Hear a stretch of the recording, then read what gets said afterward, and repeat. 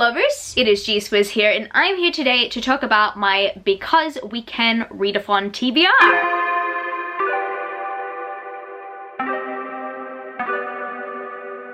So if you guys did not know, some of my friends decided to start a readathon called Because We Can, and this is the second time, sorry, the injury is acting up again. This is the second time they have planned to do it. Really excited for this time because this time I think I can actually participate, and I am planning to participate, and it will be happening from Monday the 19th of October till Sunday the 25th of October, which in between that week is Camilla's birthday. So yes guys, wish him a happy birthday while this readathon is happening. Wish him a happy birthday. Ow, my actions have consequences, don't they? And the theme is travel. Funnily enough, I'm not necessarily a big person on travel. When I think about it, it's pretty weird. I actually need to get into travel considering that I haven't actually left the country in my entire life. I will have to now that I'm dating someone international, and I have a dream holiday destination now. I'll be talking about that more in this video. But yeah, so essentially every single one of these prompts are travel themed, and there are like 8 prompts. I mean 7 obligatory prompts, and then there's a bonus book if anybody wants to do that. I don't think I'm gonna do the bonus book only because this TBR is pretty much intimidating enough, but also not really interested in the bonus book. But I'm happy for them that they're doing that. But over here, I'm going to be sharing the books that correspond with every other one of their prompts. Hopefully I can get to them within that week, considering that it is a pretty busy week. I mean, I'm working and my weekend is not really going to be dedicated to reading mostly. It's also going to be dedicated to spending time with my partner during his birthday. I'm going to share some of the books that are on my TBR, and I'm going to see if I can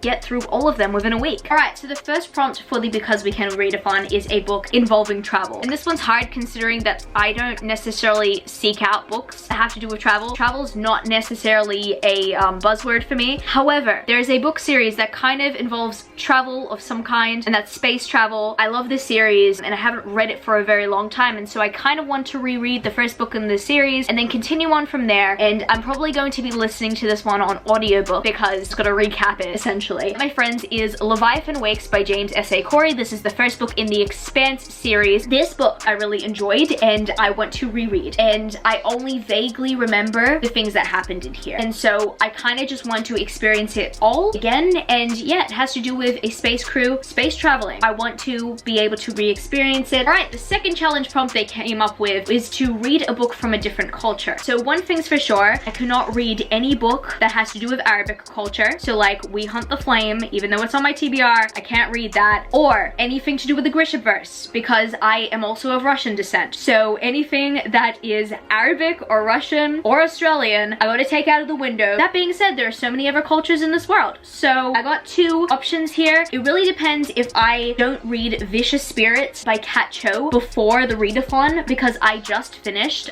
Wicked Fox yesterday and I loved it, and I don't know whether I want to hold back for the readathon or not, but regardless, this one I'm really excited about. This book follows Korean characters and I really enjoyed the first one. I enjoyed exploring the culture of the first one, and it was just so fun, you know, like I loved it. I'm really excited for this one. Also this cover though, like how gorgeous is that? Oh my goodness, I'm really excited to follow these companion characters. I just wanted more from Wicked Fox, so I'm happy we have Vicious Spirits. Or if I just don't feel like reading Vicious Spirits during this readathon, I still have A Song of Wraiths and Ruin by Roseanne A. Brown, and this book is the first in a fantasy duology that is inspired by West African folklore. I have wanted to read it for the last few months. I'm terrified of being in the biggest reading slump after it, because I almost was after reading Children of Blood and Bone. I loved that book so much, and I kind of feel like it might have the same intensity. I don't know, but what I do know is that it has a hate to love romance. That is a mighty need of mine. Hate to love romance. I need that. Alright, challenge prompt number 3 is to read a book set in a place that you either want to visit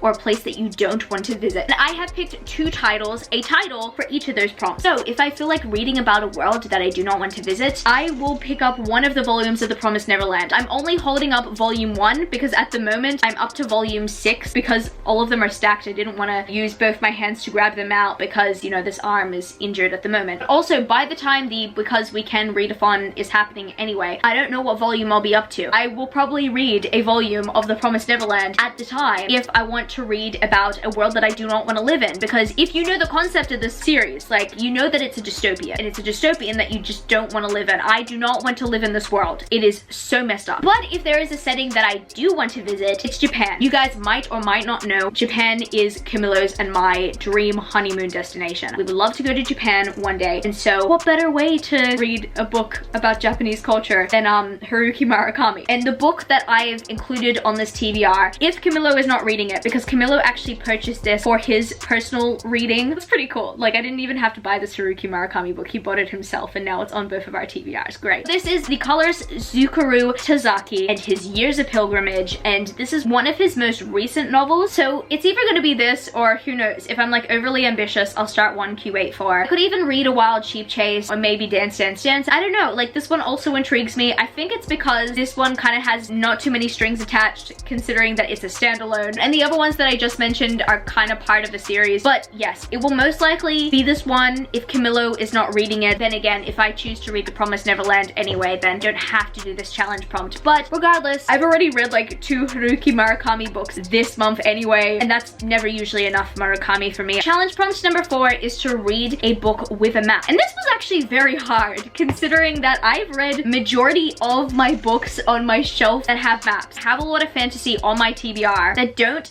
necessarily have maps. I wanted to include Elise Kova on my TBR, and I couldn't because none of the books that I have on my physical shelf have maps. So I looked through a bunch of my books, and then I was able to find a book by a fantasy author with a fantasy series that I have not yet read that does have a map. God bless Audrey Gray. Honestly, she gave me a book series with a map. This is the first in a new fantasy series, Oath Taker, which is the first book in the Kingdom of Rune series, which is a 5-book series with currently 3 books out. There is the map. I love the fact that even a self-published author put a map in their fantasy book. I appreciate Audrey Gray even more, even though I haven't read anything by Audrey Gray yet. I literally have 5 books from Audrey Gray on my TBR. So Oath Taker is the first book that I plan to read by Audrey Gray. Prompt number 5 is read a sci-fi book. I did mention Leviathan Wakes, which could count, but also there's another sci-fi book that might also include travel as well. I mean, considering, you know, sci-fi does include some sort of travel. I just know that Leviathan Wakes does include travel. That's why I'm counting it. But with this sci-fi book, I've wanted to read it ever since I saw it on Sam from Thoughts on Tomes channel. As soon as I saw it, I bought it. I bought it because I was really excited for it, and also I really loved the cover as well. I just love the concept of it. But funnily enough, even though I used to pride myself on really loving sci-fi, I haven't read sci-fi in a while because I've been enjoying fantasy a little bit more at the moment, and that needs to change. I do need to get back into sci-fi because I haven't read it in a while, and I'm hoping that that changes after I read Seven Devils by Laura Lamb and Elizabeth May. I only just found out that Elizabeth May is the author of The Falconer, which is another series that I also really want to read. But anyway,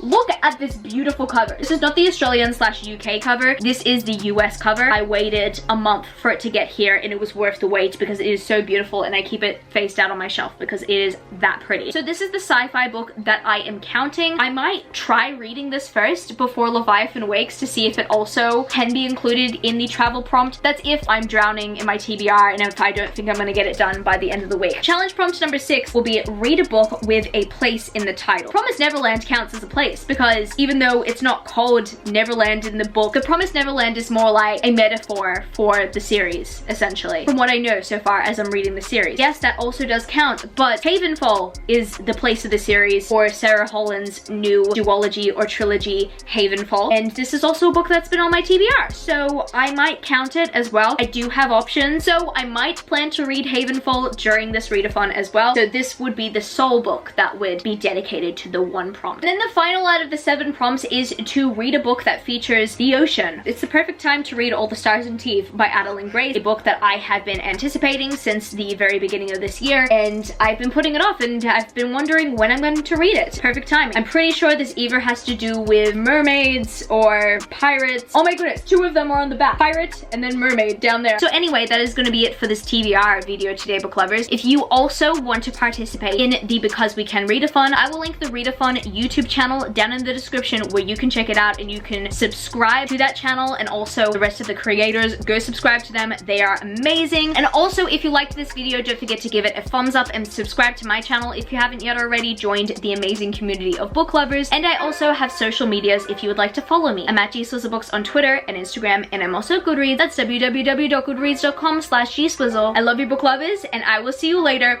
you know, because I can. Peace. Started out with half and I flipped it into double. Started out with half and I flipped it into double.